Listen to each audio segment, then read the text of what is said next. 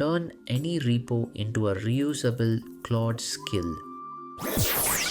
Pick the right repo. Look for repos with clear purpose and domain, repeatable workflows, conventions and patterns.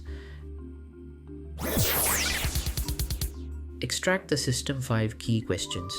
What problem does it solve? What are the key workflows? What mistakes to avoid?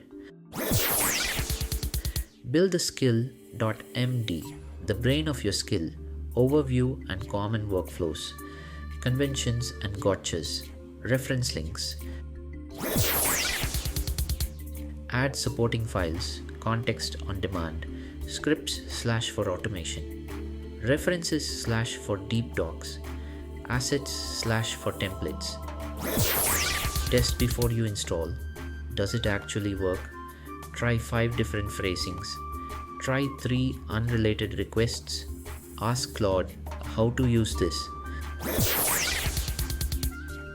Install and run. Upload and leverage. Settings, capabilities, skills, upload, use / commands.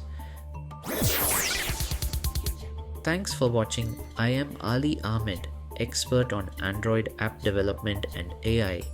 Please like and subscribe for more tips.